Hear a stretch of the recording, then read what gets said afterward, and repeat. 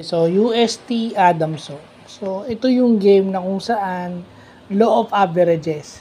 First half, pumapasok yung tira ng uste. Second half, baliktad na sila, di ba?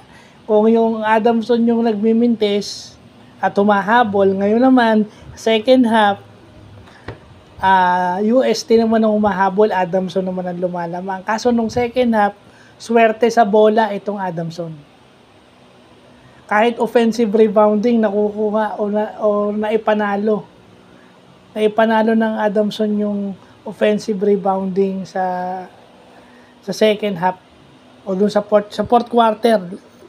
Lagay na natin sa ganun yung layup yung putback ni Josh Payero.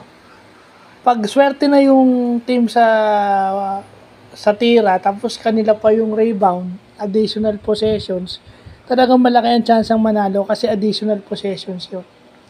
So, ganun ang basketball. Law of averages. Di ba?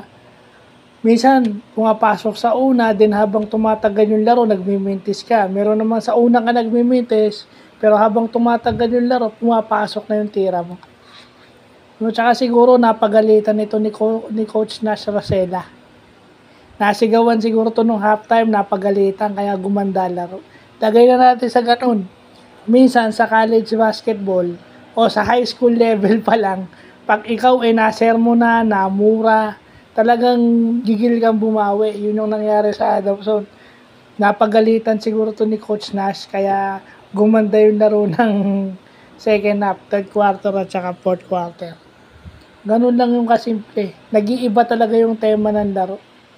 Kasi nga, 40-minute game eh. So, hindi ka naman lagi nakakasigurado. So, yun lang po.